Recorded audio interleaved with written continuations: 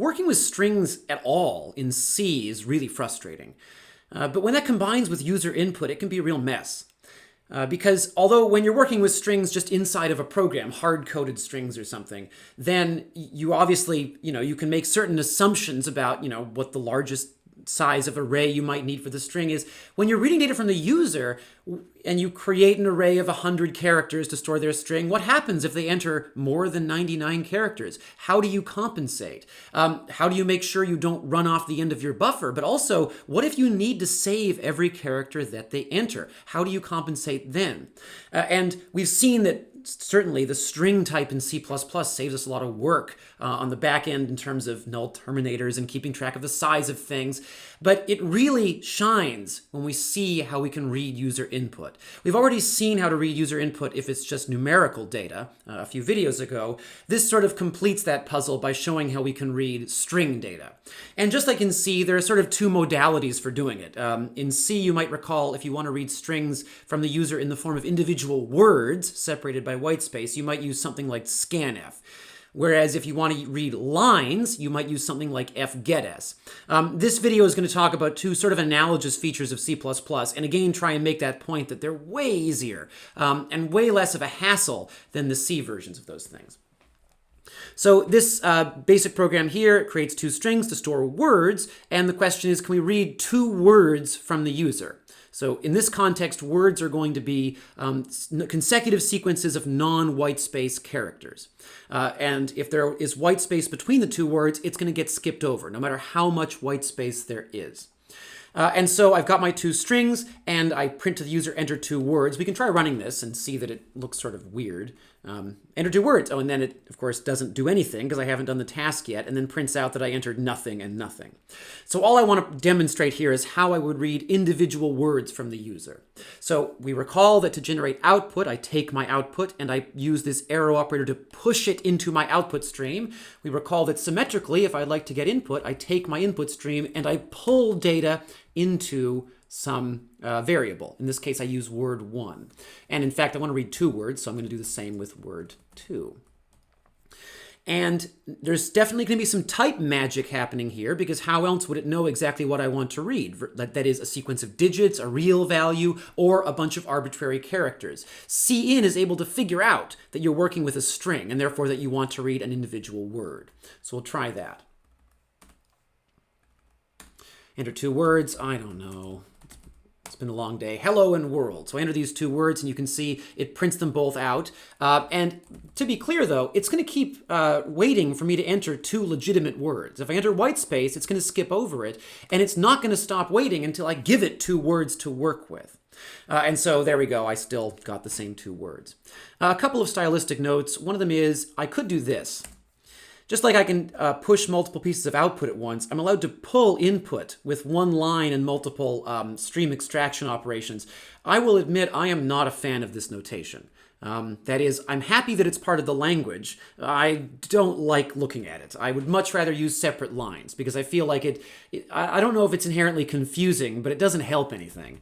So we'll do hello and then world again, and we can see it still does that. So you're welcome. If you know you're going to read two values, you could do them both in one line. I go back and forth, but I often prefer to use separate lines for this. So we're using the standard input stream and just pulling the data into a string. If I pull into a string, by default, I'm getting a single word. I should not expect there to be spaces in what I pull if I use this notation. So of course, the natural question is, how do I get unformatted input? What if I care about where the user is putting their spaces? What if I want the entire line of input at once, not just a single word? Because maybe you can observe that the program has no way of differentiating these two inputs. So here I entered hello world with one space. Here I entered it with a bunch of spaces. But in both cases, I got the same result. What if I care how many spaces there were? Well, the default input, the stream extraction, gives us individual words. There is a standard library function that we can use to read individual lines, and that's this example here. So it's this function called getline, and you'll notice it's just a regular function. It lives in the standard library. So now we've finally completed the trifecta. We've now seen three different things we can use in the standard library, three different kinds of things. Types, so string is a type, std string. This std cout is actually a global variable. It is a single object. It's not a type, it's not a function. And then getline is a function. So the getline function takes a stream to read from. In this case, we want to read from the standard source of input, which is the user. And then it takes a string to put the result. And there is something incredibly creepy happening here if you come out of C. But before we talk about that, let's compile and run this.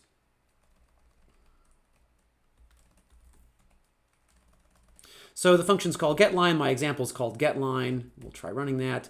Enter some text, hello world, and then some stuff. And we can see it reads the entire line. So getline extracts characters from that stream until the line is over, until it hits a new line, or until the input otherwise ends, and then it puts everything into this variable. One key thing to observe here is the string takes care of all of the usual annoying things that we don't want to have to worry about in C. So I'm just going to generate a huge amount of junk input here. I have not pressed enter yet. I've just put a bunch of spaces and stuff. And no matter how long my line is, it looks pretty ugly, but here's the line. No matter how long my line is, getline puts all of it in the string. It takes care of all of the usual annoying range checking stuff that we would have to do ourselves in C. The string just gets as big as it needs to be. So getline is how we read unformatted lines of text. Now, there was that thing I mentioned a minute ago, which is, you'll notice, getline is a function. As its argument, it takes this string. And yet somehow, when the function is over, it modified the string I passed in. Now that in itself would only be the source of some mild heartburn for C programmers, because we know there's a way of doing that in C. We could use a pointer. The really creepy thing is that there isn't a pointer here. We never create a pointer to this variable, and yet the function is able to modify our original. Of course, that is something we're going to need to talk about. We're going to pick that thread up next week. In the meantime, we should enjoy what's left of the shiny world of functions not being allowed to modify our originals while we can until we have to address this matter head on. However, we should also talk about things like, practical things like, how do I read more than 2 words? Or how do I read however many words the user wants to enter? And so I've got a pre-made example here. I've got a couple of pre-made examples, one for words, one for lines. So here I'm going to ask the user, enter some words.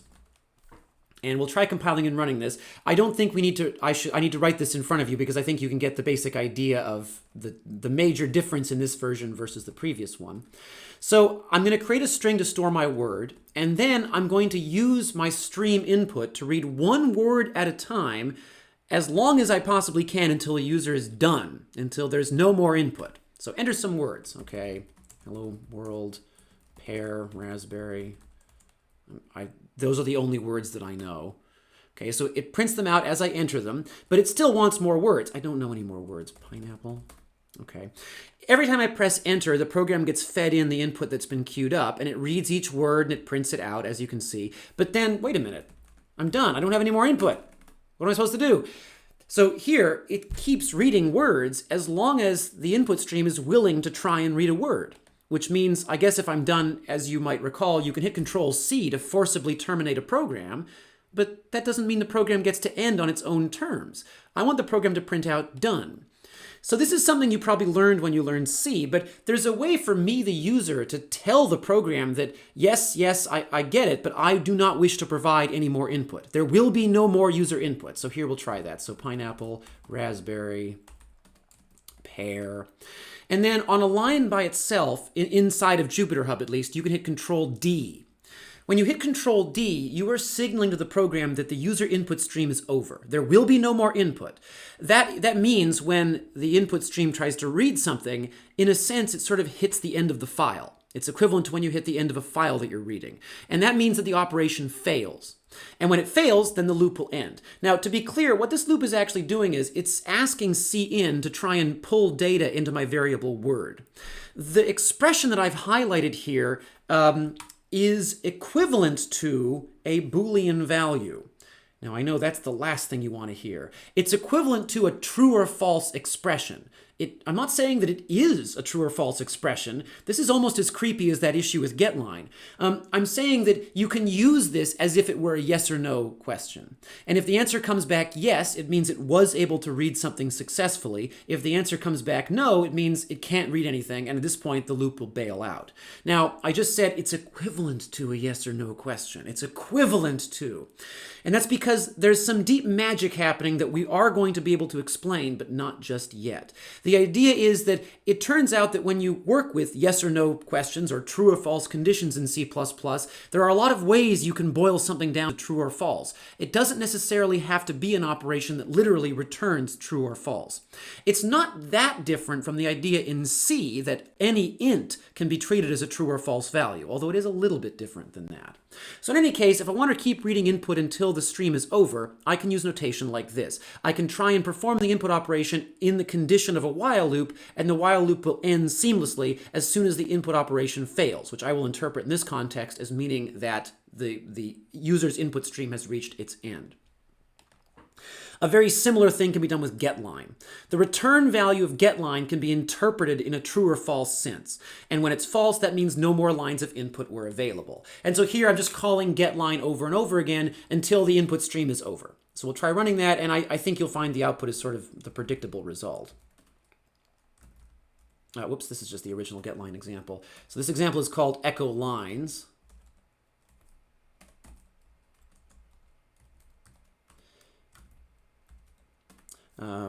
Getting ahead of myself here. Okay, so echo lines, I'll type hello world. It prints out the line was hello world.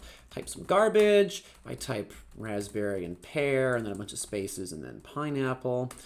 And of course, that's where I lose interest. And so now I hit Control D. When I hit Control D, the end of the input stream is then signaled, but the program is allowed to exit on its own terms. So one key observation we should make back here is because the word done got printed, that meant that the program got to end on its own terms. If I use Control C, the program just ends instantly.